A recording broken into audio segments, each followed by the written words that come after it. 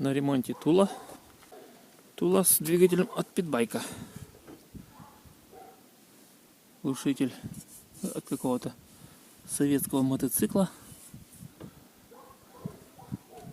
Кикстартер какой-то уставший.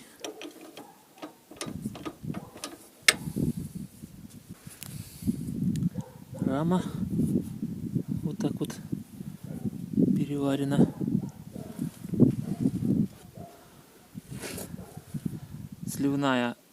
Заливная горловина с измерителем масла.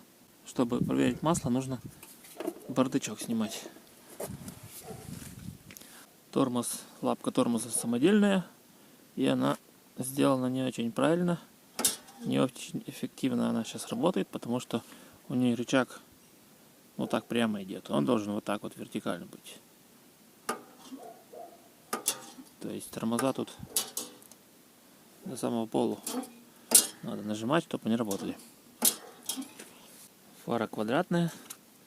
Не знаю, родная или нет. У меня Тула не было. Не знаю, какая у них родная фара стоит.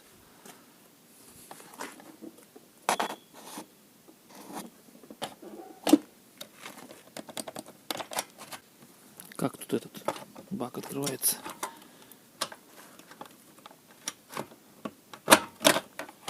Вот так вот открывается бак.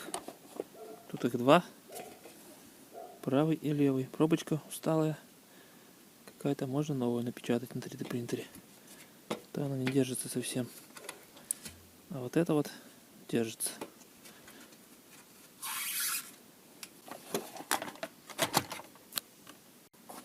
Другая сторона. 127 кубиков двигатель.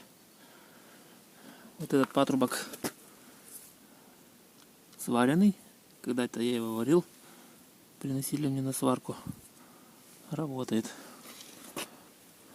Пока он у меня стоял, я его туда-сюда катал. Отломалась ножка боковая. Но, видимо, она тут была надпилена и не очень хорошо прихвачена. Поэтому и отпала. Надо приварить. На ремонте он потому, что он дымит и нужно поршневую поменять. И еще какой-то есть звон непонятный. Надо выяснить, что это за звон.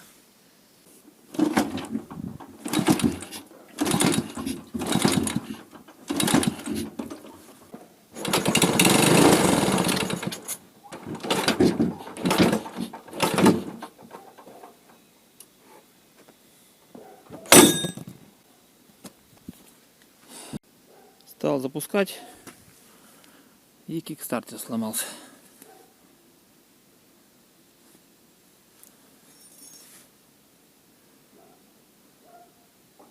Хотел показать, как он дымит и как гремит. Но, наверное, не получится показать. Буду просто разбирать и смотреть, что там гремит. Ну, где-то вот в районе сцепления что-то гремело. Конечно, может быть коленвал. Но надо смотреть. Снимаю моторчик. Когда делал этот патрубок, у меня было предположение, что его очень плохо будет снять. И теперь я с этим столкнулся. Поставили и приварили крепление. Вот верхнее крепление приварено. Внизу труба стоит. Там выступ есть. И, в общем, пока никак не удается его оттуда вылезти. Сейчас еще подергаю, может как-то получится. А если нет, то, наверное, придется хотя бы одно ухо вот здесь отпиливать. И тогда он, наверное, выйдет. Удалось вынуть моторчик. Но пришлось одно крепление вот это отогнуть. Она тут отгибается легко. И мне кажется, скоро она даже просто отпадет. Как-то там плохо приварено. Второе крепление вроде пожестче стоит. Снял головку, взял поршневую. Поршневая не очень хорошая, видно. Есть следы ржавчины, такие вот точечки. Ну, в общем, где-то стоял, долго ржавел. Ну, поршневая под замену. И не могу выколотить пальчик из шатуна. Поколотил немножко, не выходит. То есть он прикипел к шатуну, сам палец. И, возможно, придется менять коленвал. Посмотрим, что в сцеплении творится. Крышка черная, картера светлые. Видно, что что-то тут уже не родное. Один болт оказался с какой-то хитрой противоугонной болтом. Тут вот такая шляпка полукруглая. И ее надо вот как-то вот так откручивать.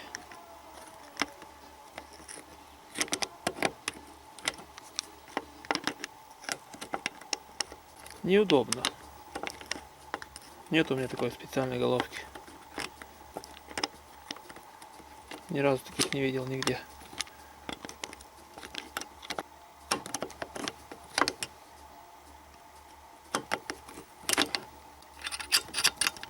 Еще и не вынимается. Ну ладно. А, еще кикстартер надо открутить.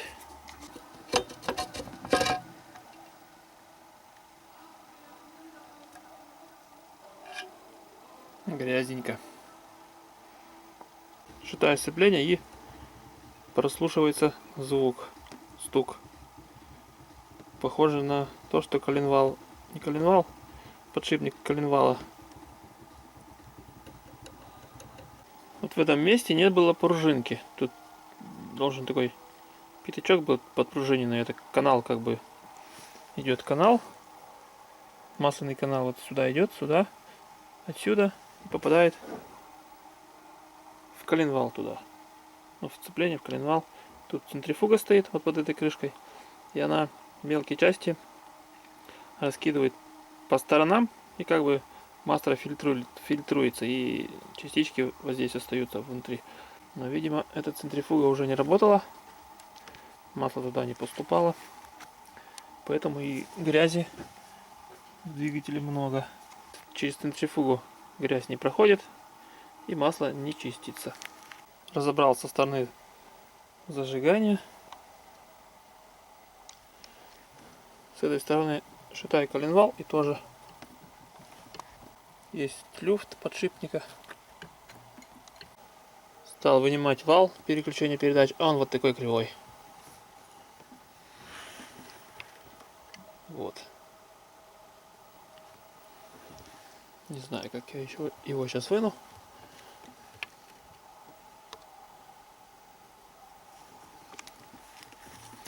Ну, как-то надо вынуть. Второй движок и тоже с такой же проблемой.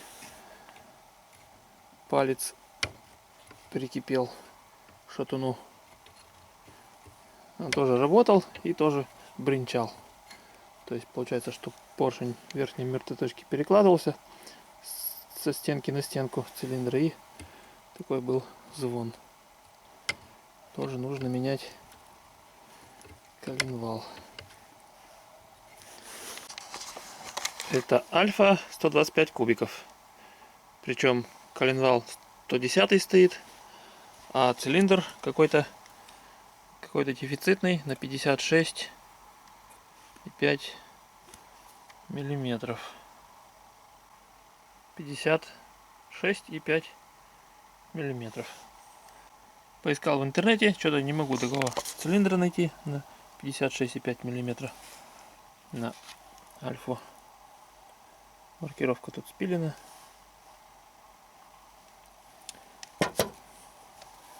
И непонятно, что делать. Можно поставить 110-ю поршневую, у нее диаметр поршня 52,4. Вот, ставим и смотрим. Если поставить 52,4 на эту голову, то тут уже прокладка просто вот в этих вот местах не прожмется. Поэтому если 110-ю поршневую ставить, нужно и голову 110-ю ставить. Еще, конечно, есть 54 миллиметра поршневые. Вот 54, может быть, уже только-только и подойдет. Я думаю, что я все-таки 110-ю поршневую и 110-ю головку поставлю. Они везде есть в продаже. И не надо будет потом в следующий раз искать какую-то дефицитную поршневую. Вот этот двигатель 125, а вот этот, ну, 110. И видно привод маслонасоса, вот он стоит рядышком с коленвалом. И сюда, по сути, можно коленвал 125 поставить от 125, но будет мешать вот этот привод маслонасоса. А в этом картере привод маслонасоса уже не через шток идет. На коленвале вот здесь стоит шестеренка, и она крутит маслонасос вот здесь вот за шестерню. Приехала поршневая и коленвал. Потихоньку собираю, намыл картера.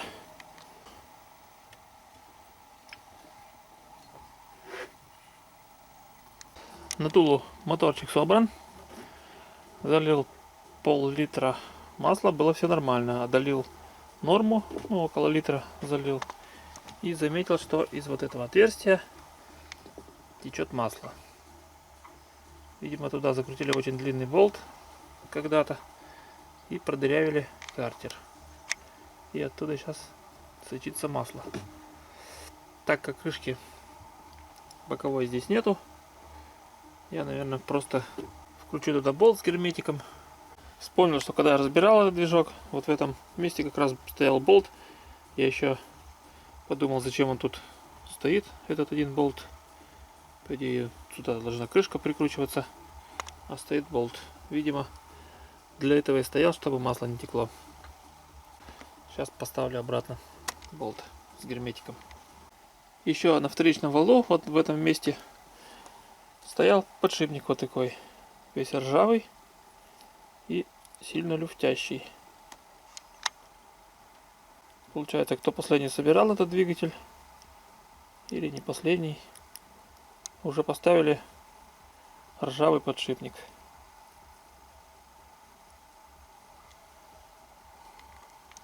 Ну, я поставил новый.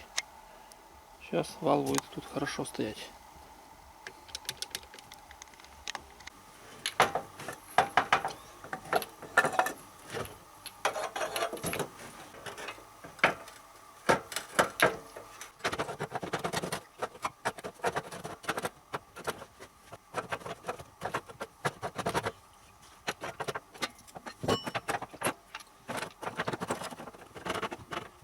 Движок вроде запихался. Нужно прикрепить. Моторчик закреплен. Здесь стоял раньше вот такой кикстартер, который отвалился, когда я хотел показать, как работает двигатель. Вот такой вот. Тут уже что-то наварено, какие-то болты непонятные, потому он и отвалился. Ну, он вот так вот оттопыривается и запускается, проворачивается. А нормальный кикстартер от таких питбайков, он тут не будет работать, потому что упирается в бардачок. Надо или вот этот переделывать, как-то выгибать немножко его, чтобы бардачок не задевал. Ну или старый, что-то со старым сделать. Тут надо ось сделать, и чтобы она крепилась вот здесь. Надо подумать, что лучше сделать. Старый восстановить или новый. Но новый все равно надо будет руки приложить. То есть, чтобы лишних денег не тратить на кикстартер, на новый, наверное, лучше старый отремонтировать. Высверлил обломанный болт. Вытащил вот такую вот штуку. Она вставляется. И нужно обварить. И потом это все садится вот на эту шлицевую. И болтиком затягивается. Кикстартер установлен. Работает.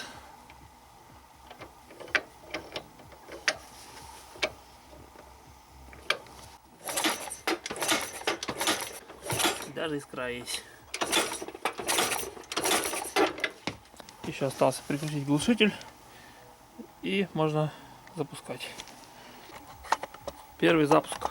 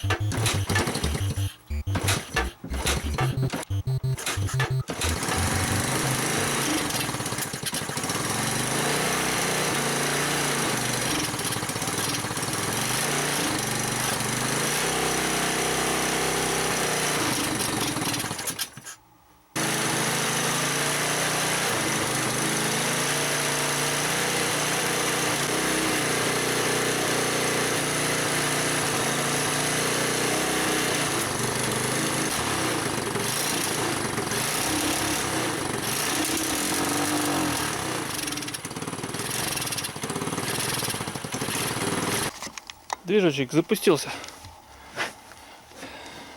С трудом. Надо карбюратор регулировать, что-то с ним не очень хорошее. Заодно проверить вот эти места соединений. Может быть, тут где-то неплотно есть. Масло вроде нигде не капает. Все нормально. Почистил, продул карбюратор. Нашлось там несколько капель воды. Стояла вот такая проставка. Я ее когда-то печатал. И тут какая-то трещина появилась. Возможно, из-за трещины подсасывает воздух, и карбюратор неправильно немножко работает. Распечатал проставочку, поменял. Но старая она, видимо, уже была сломана и клееная.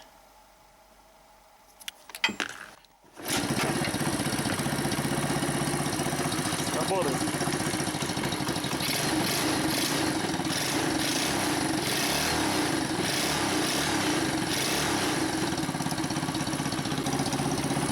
Ну, надо ехать кататься, протестировать этот аппарат.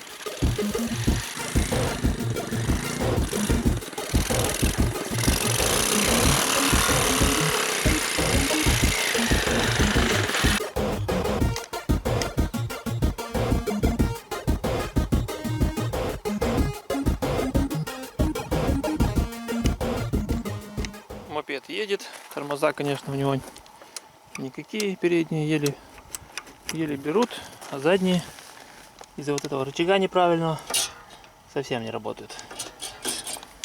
Двигатель запускается, оттопыривается кик, прям по ноге колотит, когда едешь. Надо какую-то резинку сделать, ну, чтобы просто туда его тянуло. Движочек работает.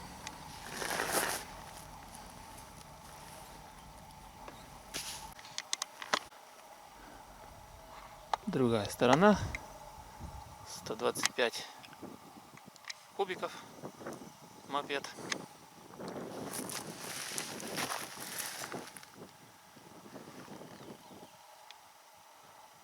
Задние амортизаторы совсем никакие. Нужно лучше поменять. А то очень скачет сильно.